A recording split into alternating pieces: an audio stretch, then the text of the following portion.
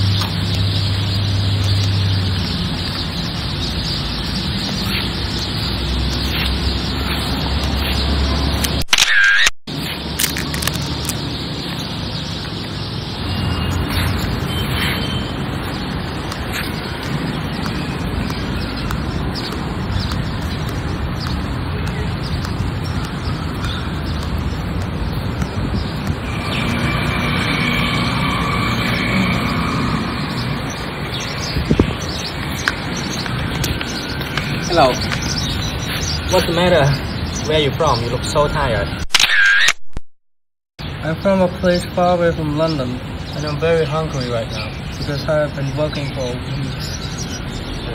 I will give you some food and that you come to my place. Come on. What's your name?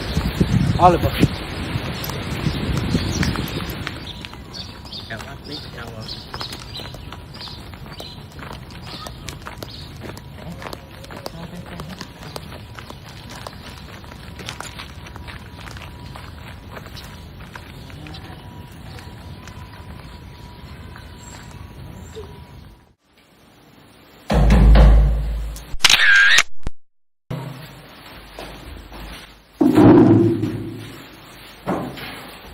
Sir, I got someone to show you. This is my new friend, Oliver.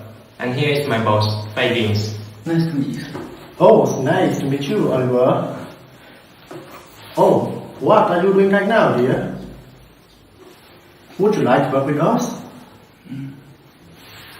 Do you see this nice handkerchief and do you want it? If you really want, you must work hard to get it, my boy. My dear, you look so hungry and tired. Now you can leave. Come, follow me.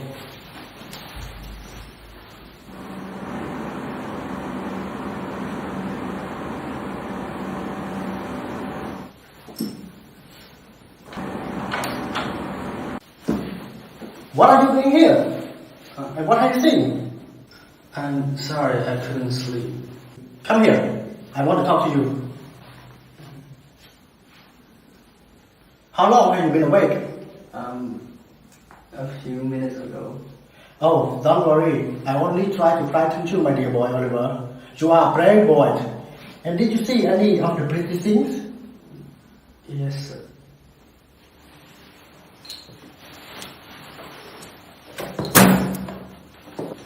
Did you want to have fun? Yes, sir. Let's call our child to play with us, Oliver. Okay, sir.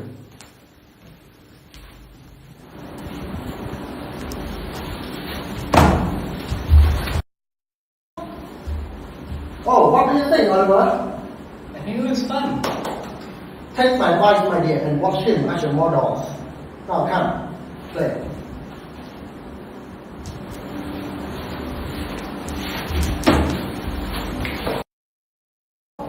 Oh, you clever, my boy. If you keep practicing like this, and soon you will become the most skillful person in London. Okay? One morning, Oliver and Dodger were allowed to pick the handkerchiefs among the crowd. There was an old gentleman wearing a golden watch and had expensive handkerchiefs inside his pocket, was reading a book in front of a bookshop. Hey!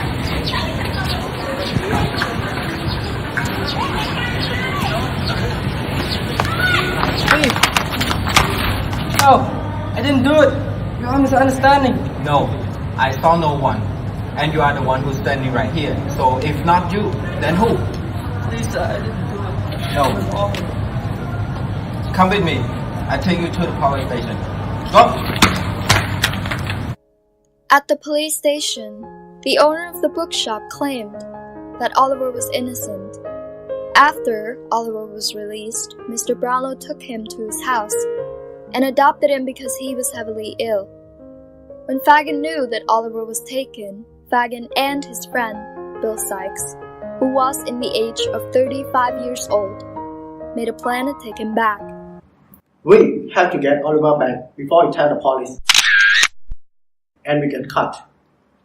I want Nancy to help us find the little boy and get him back. Could you go to find out what happened to Oliver? It's a good idea. No, I won't do that. You have to do it because you are the only one that the police don't recognize. No. You have to do it, or the boy will reveal our identity to the police. Okay, I will do that. But you have to promise me it is the last time. Hey Oliver, I bring new soup for you.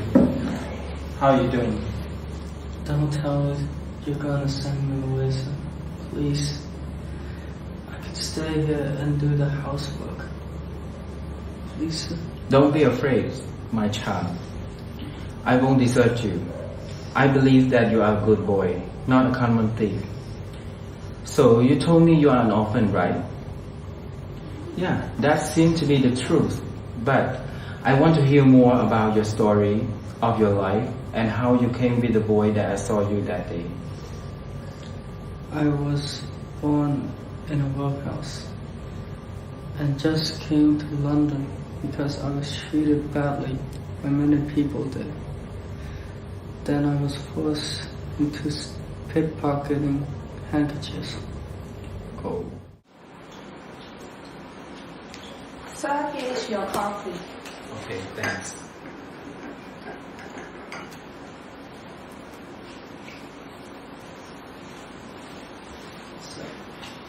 Oliver. Okay, could you please help me return this book to the bookseller? Yes, With sir. this £5 note. Okay, sir. I won't be in 10 minutes.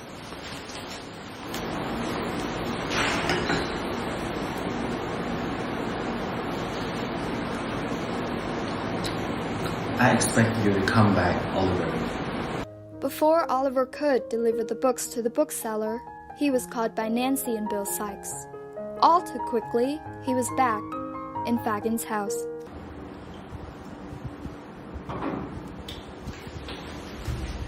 Delighted to see you looking so well, my dear boy Oliver. Please, give me back those books. They belong to the man who took me into their house. Send him back the books and the money. Good thing I stole them. You're right, you will think that. No, I won't let you do it, Peggy.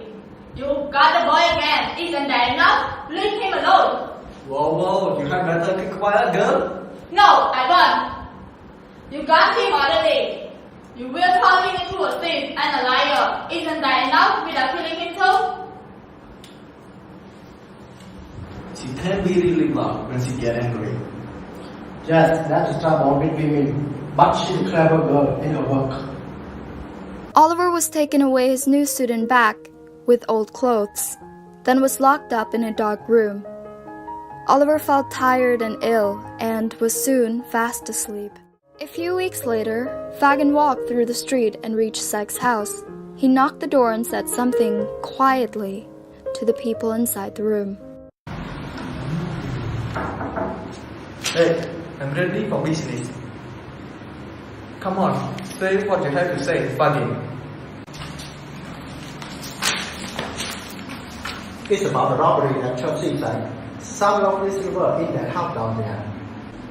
I know, I was down there 2 nights ago to have a look, but it looked like present at night, except one part.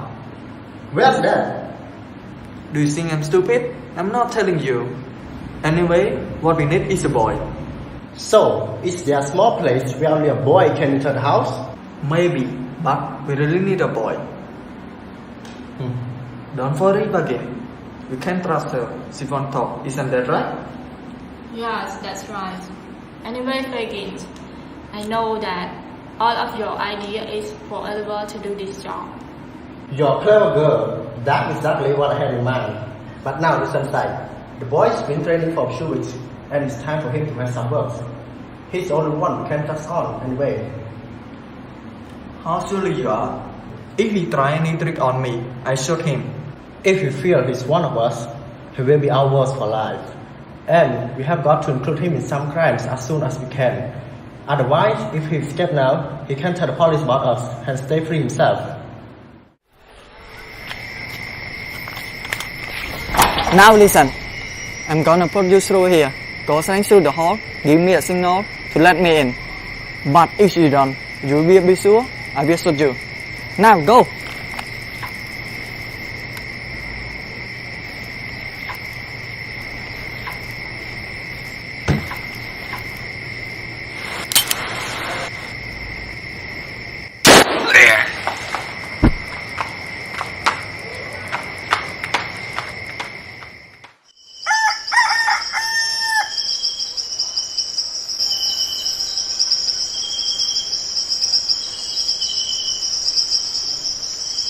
After Oliver was shot, he tried to move forward. Suddenly he looked around and saw a house in the distance. Then he turned his steps towards the house. Mrs. Maylie, the owner of the house, let him stay and called the doctor to cure his hand.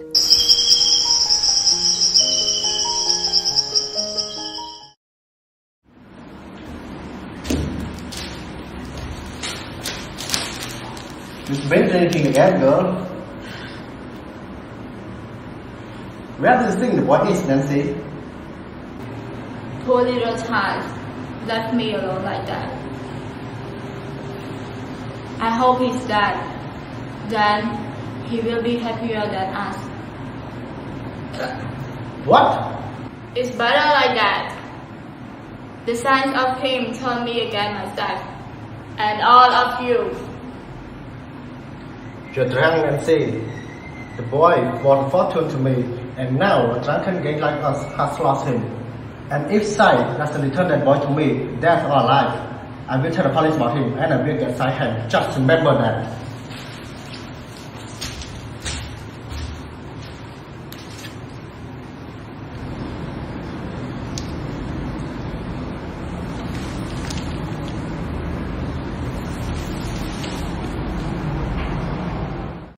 Monks tried to find Mrs. Corney because she was the only one who knew all the secrets behind Oliver's birth. When he found her, he arranged the appointment with her at his place.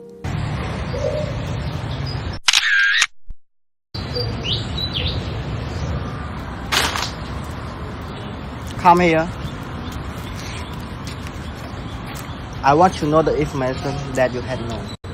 And I will give you 25 pounds in cash your information is I want to know. I stole something after she died. That's all what I've done. No, you know more. Tell me immediately, or I will kill you if you try to hide me something. Nothing. I just found some piece of paper in her hand, and it was only a receipt from a pawnbroker. And I went in there and got a gold wedding ring, the name Agnes. So, no one knew the secret, right? Yes.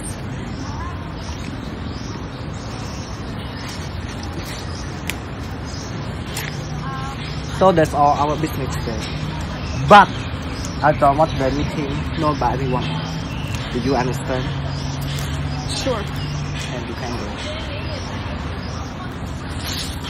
What? If we ever met again, we should pretend not to know each other. You must understand this as well, right? Alright.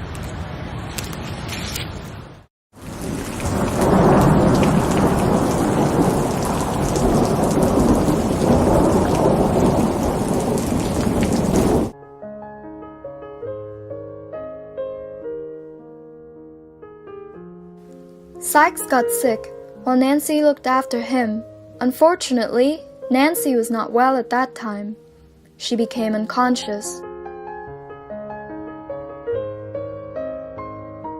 Fagin and Dodger entered his room. Dodger saw Nancy and hurried to help her recover her sense by giving a drink. Then Fagin asked Nancy to go to his place and get the money for Sykes.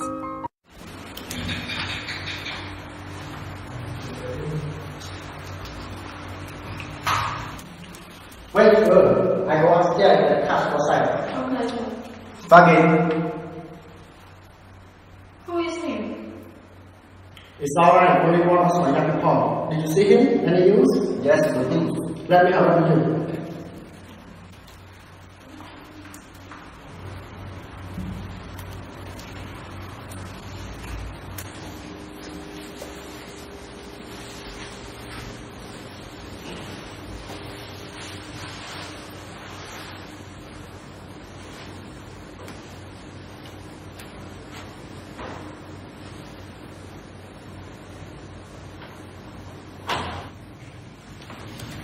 How can you learn, Nancy? What have you been doing to yourself? No, nothing, sir. Except waiting here for you too long. So, where are the money for Sykes?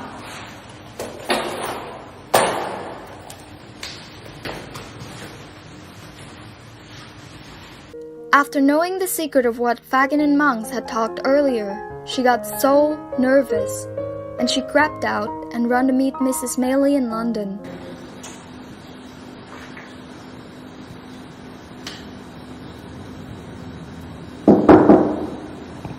Come in.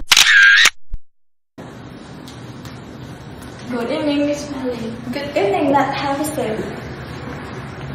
Let's have some tea, girl. Oh, thank you, Miss.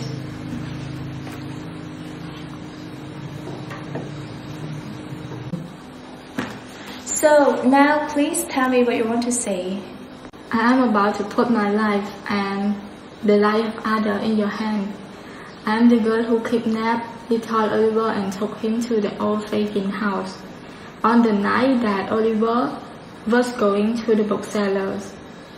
You? Yes, it was me. I am that kind of person. I have no friends except thieves and robbers. I live on the streets since I was young. People around me are always drunk and fighting. That's where I will die. Oh dear, I'm so pity you. Okay, now I will tell you why I'm here. Do you know a man called Monks? He knows you and he knows where Oliver is. After he was put into your house on the night of the robbery, I listened to the conversation between Monks and Fagin. Fagin said he saw Oliver and Oliver is the boy that he is looking for. Monk agreed to pay Fagin if he could find Oliver and pay more if he could turn Oliver into a thief. Why? And what happened then? I listened again and I heard Monk said that he will harm Oliver for the rest of his life in order to make him not know about his father's ears. Yeah, that's it, and that's what they said that night. I think I have to go now, or people will wonder where I have been. And I want to say something. I have one man that I cannot live without. So if you promise that you will not harm him, I will meet you and talk about it more again. Oh, every Sunday at London Church around 5 o'clock, you can see me there. So I have to go now. Okay, good luck.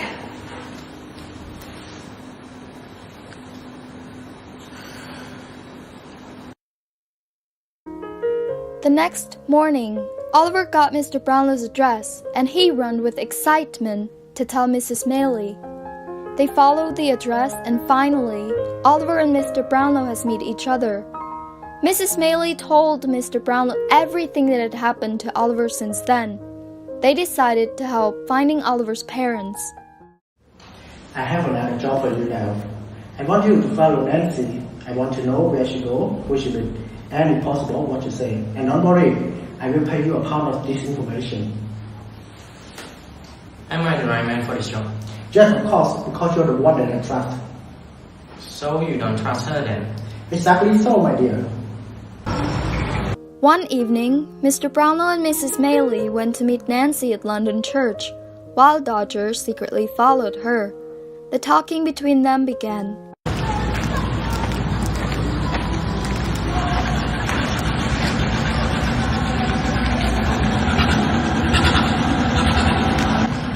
I'm so frightened tonight, I can hardly breathe.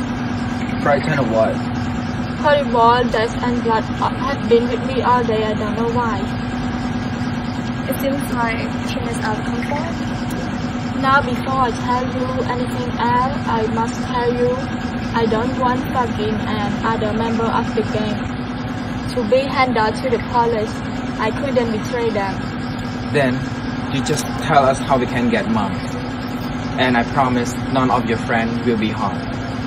And monks will never know how you found out about him. We promise, and we will definitely keep our promise. What's special to notice about him is his throat. High up, there is a bright red mark. Do you know him? I think I've ever seen this man before. It must be him, right? So, thank you for everything you have told us tonight. Now, how can you go back to these people? So, come with us. Tonight, I promise that I'm gonna make you safe. I have gone too far to change my life now. I could feel those dreadful terror again. Now I must go home.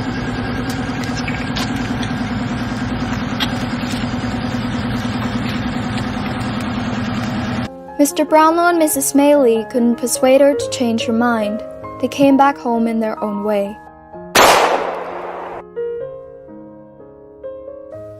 After Sykes heard the news about Nancy from Fagin, he was so frustrated and decided to murder her on that night. Sykes sat there, covered in bloodstain, near the dead woman lay. He then forced himself out of the house and walked far away until he reached a field, where he could sleep peacefully. With no clear destination in mind, he walked aimlessly back and forth until he felt hungry, and continued to wander until he found a small, quiet pub for a meal, and resumed his walk. He walked with the fear of Nancy following behind him everywhere he went. Later that day, Mr. Brownlow had kidnapped Monks and brought him to his house. So, you have a choice, Mr. Monk. You have been kidnapped and brought here to my house. You can either tell me what I want to know, or I have you arrested instantly for fraud and robbery. And it is your choice, and you must decide now at once. I didn't expect this treatment from my father's oldest friend. Yes, of course. I was your father's oldest friend, and I know all about you and how your father was forced to marry an older woman, and how you were born. And I was also know about your parents' part ways, hating each other by the end. Oh, what's so important about that? Okay. When they separated for 10 years, your father met another family. There were 2 daughters, one 19 years old and the other one only 2 or 3. And your father became engaged to the older daughters. At this point, one of his relations died and left him a lot of money in his will. Your father had to go to Italy to receive his inheritance, and while still there, he became ill and died. And your mother, who was living with you in Paris, rushed to Italy when she heard the news. As your father made no will for his own, all the money came to your mother and you.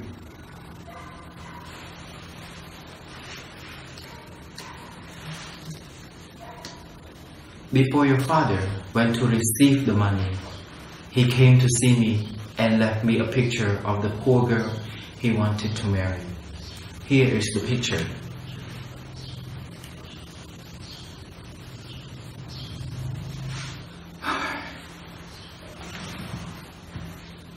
He thought how he would give part of the money to his wife and you, and use the rest to escape from England with the girl he loved. But by chance, I was able to save your brother Oliver. And what happened after that? When he was recovering his sickness here in my house, I noticed how similar he looked to the girl's face in the picture. But he was taken away before I could discover more about him, as you know very well. You cannot prove anything with this picture. I'm sure I can. I heard you were in the West Indies. I went there to find you to see if you know anything about the boy, but you had already left. I came back to London and was unable to find you until 2 hours ago. And now what? You cannot prove Oliver is my brother. I can. There was the will that your mother destroyed. The will mentioned a child that will be born later. This was Oliver, whom you met later by accident. You noticed the resemblance and you became suspicious.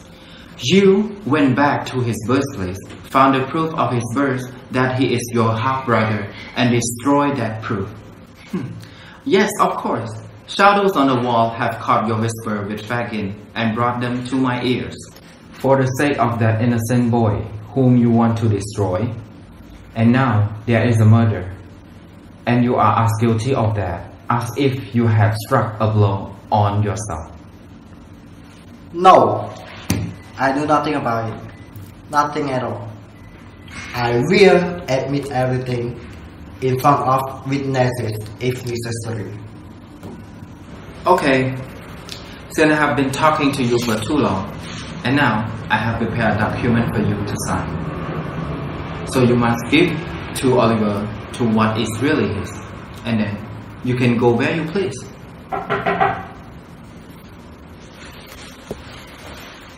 The mother will be taken tonight. And what about Fagin? They're sure of him. They may have him already. Have you made up your mind? Yes, of course. And you promise it will remain a secret, right? No police, no charge of fraud against me. Yes. So now you have my word. And you must remain here, locked in this room. And tomorrow evening, I will come to you and take you to sign a confession in front of the witnesses.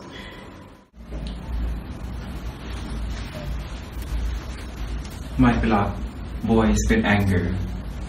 This poor mother girl must be revenged. So you stay here and keep an eye on Monks. I head out. Okay, sir. Okay. In the dirtiest and roughest places in London, 3 members of Fagin's gang were hiding in an old, ruined house. Soon Sykes arrived at the house to hide as well, but was followed by a stream of people, chasing after him. While the crowds were trying to get in, Sykes climbed a rope out to the roof, out of the chimney. He tied the rope one end around the chimney and the other around himself, to lower down to the ground. But just as he put the rope around his head, he screamed in terror and threw his arms around his head. And then he slipped over the roof's edge that caused the rope to tighten around his neck, and the man finally met his end. The next day came. Mr. Brownlow took Monks to Mrs. Maylie's house. Then Monks confessed everything and signed the document, which Mr. Brownlow had prepared, not to harm Oliver, and gave what he should have from his father's will. The next morning, Fagin was sentenced to death by hanging.